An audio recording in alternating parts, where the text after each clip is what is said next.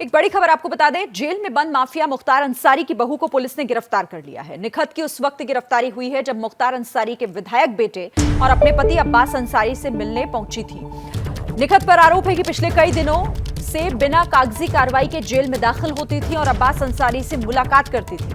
मिली गोपनीय सूचना के आधार पर डीएम और एसपी ने छापा मारा। जिस वक्त छापेमारी हुई उस वक्त पत्नी जेल अधीक्षक के बगल वाले कमरे में बैठी पाई गई, जहां से उन्हें पकड़ लिया गया। छापा मारने के लिए डीएम और एसपी प्राइवेट गाड़ी से जेल पहुंचे हुए थे।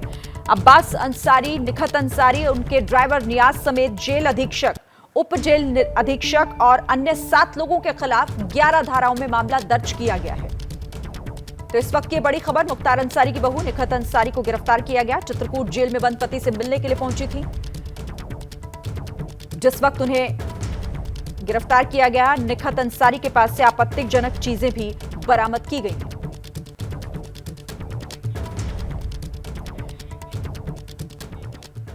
फ्रीडम ऐप से सीखकर आप मधुमक्खी का पालन करते हैं क्या?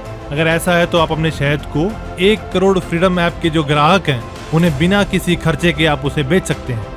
और मिली गुप्त सूचना के आधार पर डीएम और एसपी ने चित्रकूट जेल पर छापेमारी की। छापेमारी के दौरान निखत अंसारी अपने पति के जेल अधीक्षक के कमरे के बगल में बैठी हुई पाई गई। आप सुनिए अधिकारियों का क्या कहना है इस पर। को ऊपर से सूचना मिली थी कि जेल में जो कुछ संवेदनशील कैदी बंद हैं उनके द्वारा अनधिकृत मुलाकात की जा रही है। तो उसी क्रम में मेरे और एसपी महोदय द्वारा आकस्मिक निरीक्षण जेल का कल किया गया दोपहर में। तो पहले संवेदनशील कैदियों की जो बैरक थी उसका निरीक्षण किया गया।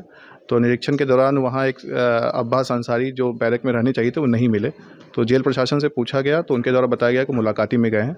फिर मुलाकाती रजिस्टर का अवलोकन किया गया, उसमें कोई एंट्री उनकी दर्ज नहीं थी। उस कमरे में ताला लगा था, उस कमरे को खुलवाया गया तो वहाँ पे जो प्राइवेट व्यक्ति मुलाकात कर रही थी उनकी पत्नी मौजूद थी और फिर उसकी तलाशी ली गई। तलाशी में उनके पास से मोबाइल बरामद हुआ है और डीआईजी जेल द्वारा स्वतंत्र रूप से जांच की जा रही है और जो भी इसमें सुसंगत धाराओं पे पुलिस ने मुकदमा दर्ज किया उस पर कार्रवाई की।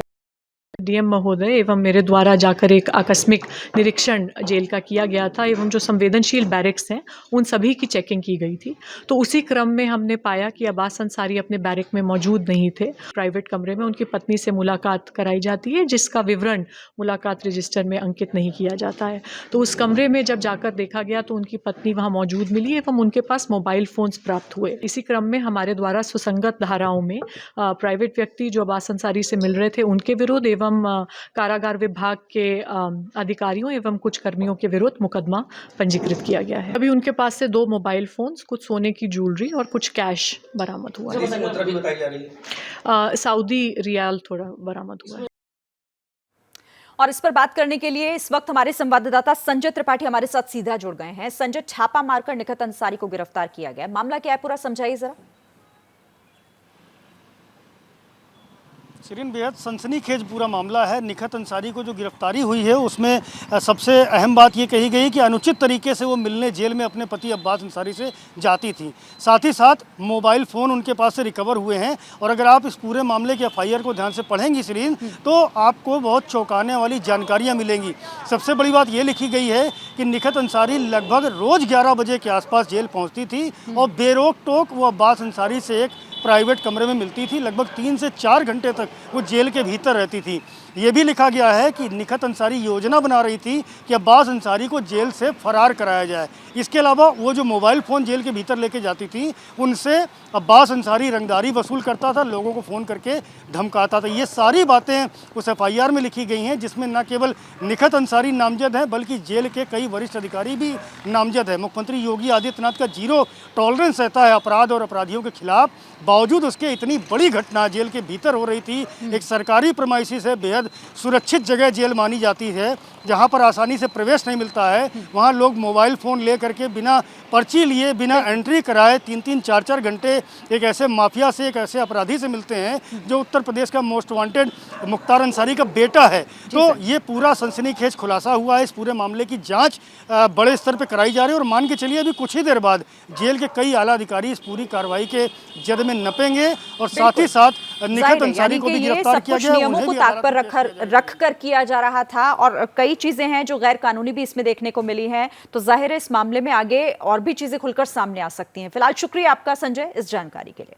आगे बढ़ते हैं और अब बात करते हैं तुर्की में आई तबाही की।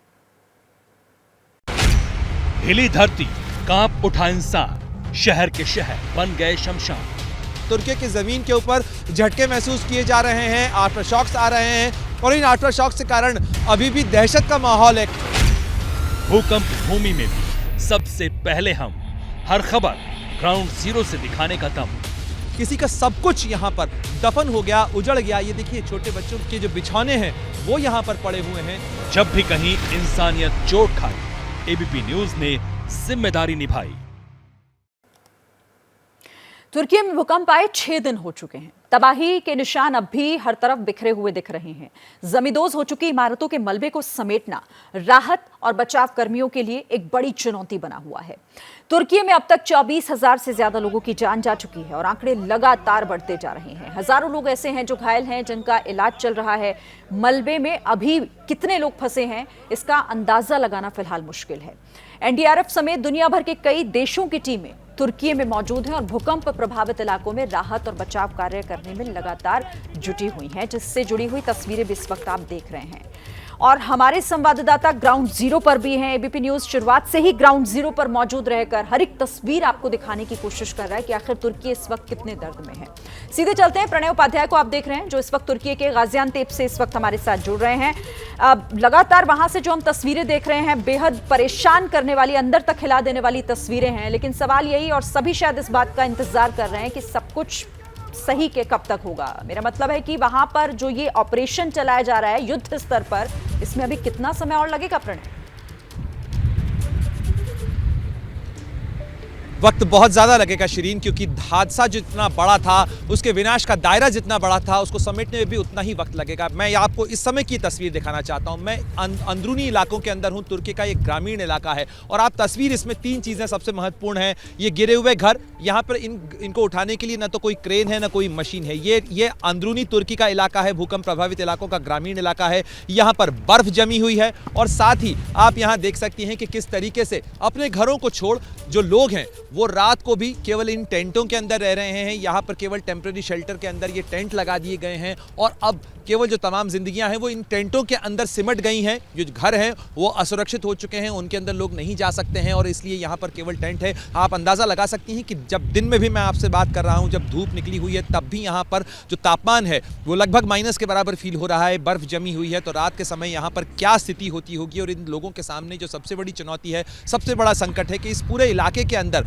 अभी न तो कोई बड़े पैमाने के ऊपर राहत टीमें यहाँ पर पहुँची हैं, न कोई इस तरीके से इन जो गिरे हुए मकान हैं या उनको रिकंस्ट्रक्ट करने या उन्हें सुधारने के लिए या उन्हें हटाने के लिए कोई बड़ी जो मशीनरी है वो यहाँ पर आई है। तो ग्रामीण इलाकों तक पहुँचते पहुँचते जब वो तमाम टीमें जो हैं, जो शहरों के अंदर फिलहाल सीमित हैं, जहाँ पे ज़्यादा बड़ी संख्या के अंदर नुकसान हुआ है, उसके बाद जब वो अंदरूनी इलाकों के अंदर आएंगी, इस तरीके के इलाकों के अंदर आएंगी, तब शायद इसका भी आकलन हो पाएगा कि आखिर नुकसान कितना बड़ा हुआ है, नुकसान की उसका दायरा कितना बड़ा है, कितने लोगों की मौत हुई है। क्योंकि जैसे जैसे अंदरूनी इलाकों के अंदर अभी भी राहत टीमें जा रही हैं, चाहे हाते की बात की जाए, अंताकिया की बात की जाए, तो पता चल रहा है कि वहाँ पर बहुत ज़्यादा नुकसान हुआ है। कई जो इलाके हैं, और मैंने देखा कल खैरामान मराश के अंदर की गलियाँ पूरी तरह से तबाह हो गई हैं। तमाम घर जो हैं वो नीचे आ चुके हैं। उसके अंदर कई घरों के अंदर आप चलते चले जाइए तो बताते हैं लोग वहाँ पर कि इसके अंदर 4 लोग अंदर रह गए। किसी मकान के अंदर बताते हैं कि इसके अंदर 5 लोग अंदर रह गए, उसमें से 2 लोगों को निकाला जा चुका, लेकिन बाकी लोग नहीं निकल पाए। इस तरीके की जो कहानियां हैं ये हर गली, हर मोहल्ले, हर नुक्कड़ के ऊपर आपको देखने को मिलेंगी।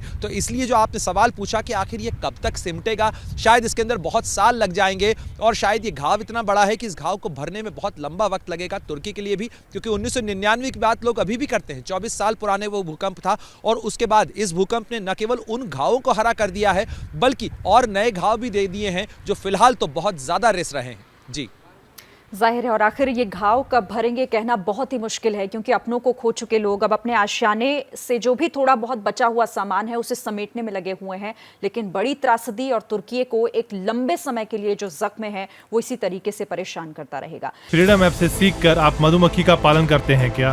अगर ऐसा है तो आप अपने शहद को 1 करोड़ फ्रीडम ऐप के जो ग्राहक हैं उन्हें बिना किसी खर्चे के आप उसे बेच सकते हैं।